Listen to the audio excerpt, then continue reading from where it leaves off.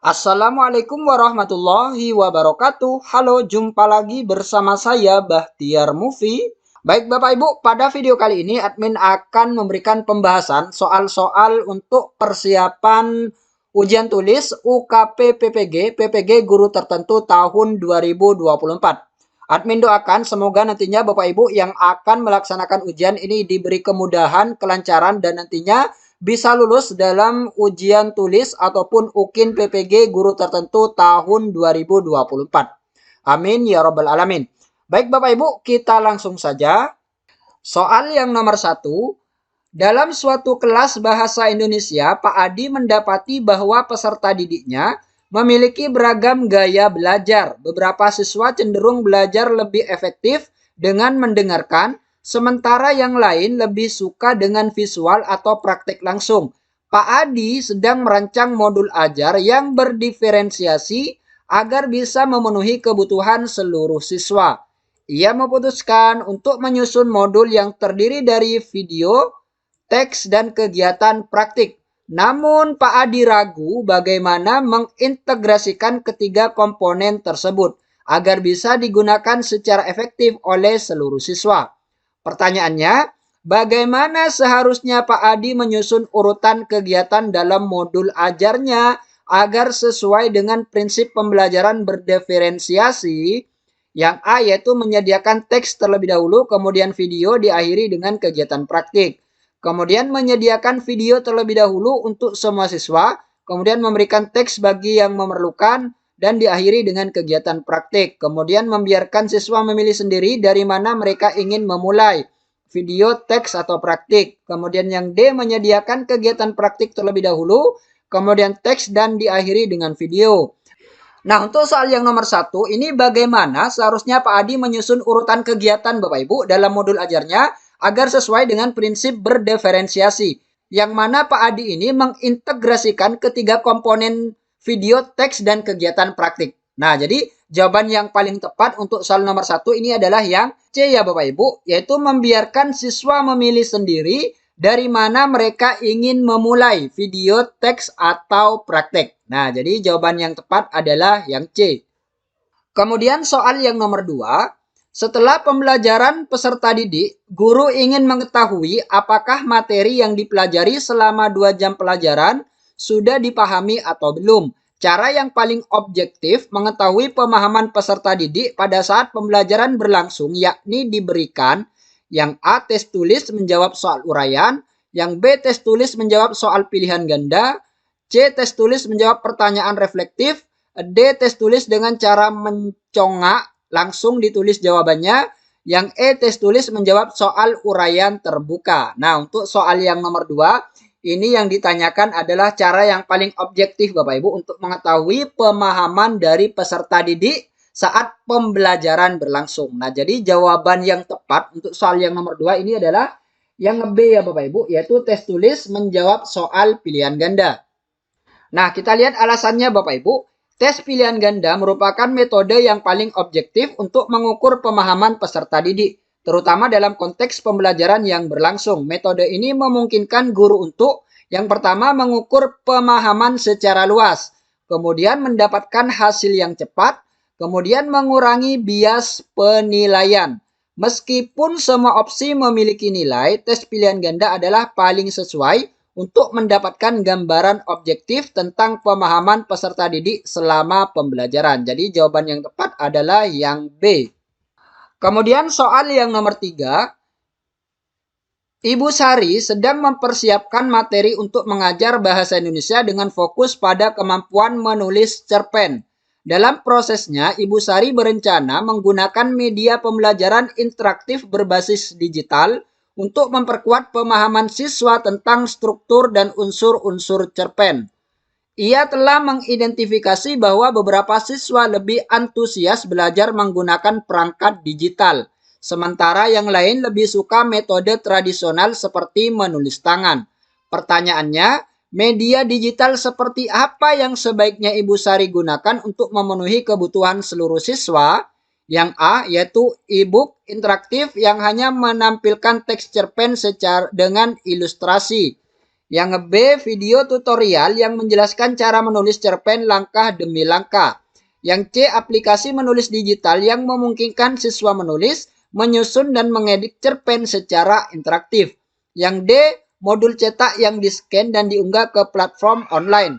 Kemudian yang E, media PowerPoint yang ditampilkan di depan kelas. Nah, jadi untuk soal yang nomor 3, ini ada beberapa siswa yang lebih antusias belajar menggunakan perangkat digital, Bapak Ibu. Kemudian peserta yang lain ini juga suka dengan metode tradisional yaitu menulis tangan. Nah, jadi pertanyaannya ini, media digital seperti apa yang sebaiknya Ibu Sari gunakan untuk memenuhi kebutuhan seluruh siswa tersebut? Nah, jadi jawaban yang paling tepat ini adalah yang C, Bapak Ibu, yaitu aplikasi menulis digital yang memungkinkan siswa menulis, menyusun, dan mengedit cerpen secara interaktif. Kemudian soal yang nomor 4, seorang guru sedang mengajarkan keterampilan berbicara dengan tujuan peserta didik dapat membaca suku kata yang diawali dengan huruf B. Setelah pembelajaran selesai, sebagian besar peserta didik mencapai tujuan pembelajaran tersebut. Berdasarkan hasil tersebut, umpan balik yang tepat dari guru ke peserta didik adalah: pilihlah jawaban yang benar dengan memberi tanda centang jawaban benar bisa lebih dari satu. Yang A, menginformasikan pada peserta didik untuk mengikuti lomba. Yang B, menginformasikan bahwa jawaban peserta didik benar atau salah. Yang C, memotivasi peserta didik untuk mempelajari materi selanjutnya. Yang D, menambahkan alternatif strategi berbicara yang baik dan benar. Yang E, memberikan apresiasi atau pujian terhadap pencapaian tersebut.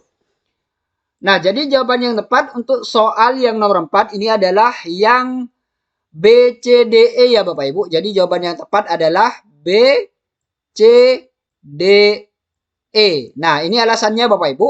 Yang C, memotivasi peserta didik untuk mempelajari materi selanjutnya. Ini penting untuk mendorong siswa terus belajar dan meningkatkan keterampilan mereka.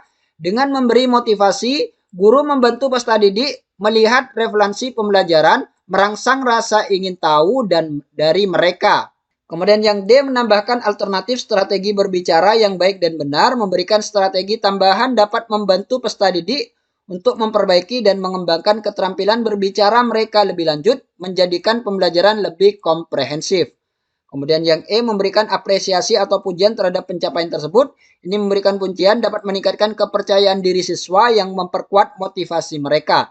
Apresiasi terhadap pencapaian mereka menunjukkan bahwa usaha mereka dihargai dan memberikan dorongan positif untuk terus belajar. Sementara yang A, menginformasikan pada peserta didik untuk mengikuti lomba. Dan B, menginformasikan bahwa jawaban peserta didik benar atau salah. Ini kurang tepat Bapak Ibu. Jadi yang A kurang tepat karena tidak berfokus pada penguatan dan pengembangan lebih lanjut setelah pembelajaran. Jadi jawaban yang tepat adalah yang B, C, D, dan E. Kemudian soal yang nomor 5, Pak Rudi merasa perlu untuk menerapkan pendekatan TPACK, Technological Pedagogical Content Knowledge, dalam mengajar puisi di kelas. Dia menyadari bahwa teknologi dapat membantu siswa memahami makna puisi dengan lebih baik. Namun, sebagian besar siswanya tampak tidak antusias dengan penggunaan teknologi dan lebih suka metode diskusi kelompok tradisional.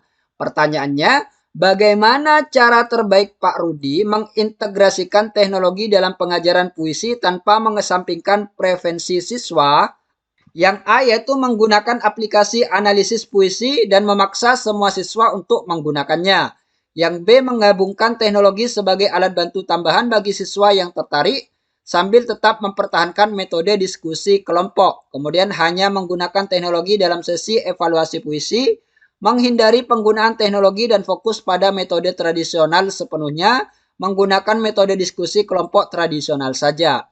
Nah, jadi jawaban yang tepat untuk soal yang nomor 5 ini adalah yang B ya Bapak Ibu, yaitu menggabungkan Bapak Ibu, menggabungkan teknologi sebagai alat bantu tambahan siswa bagi yang tertarik sambil tetap mempertahankan Bapak Ibu, tetap mempertahankan metode diskusi kelompok. Jadi jawaban yang tepat adalah yang B. Kemudian soal yang nomor 6, Ibu Yuli mengamati bahwa beberapa siswa di kelasnya tidak mampu mencapai target pembelajaran bahasa Indonesia meskipun sudah menggunakan modul ajar berdiferensiasi. Sebagai upaya perbaikan, Ibu Yuli berencana untuk memetakan gaya belajar siswa lebih lanjut dan menyesuaikan pendekatan pengajarannya. Pertanyaannya, langkah apa yang sebaiknya dilakukan Ibu Yuli untuk memetakan gaya belajar siswa yang tepat?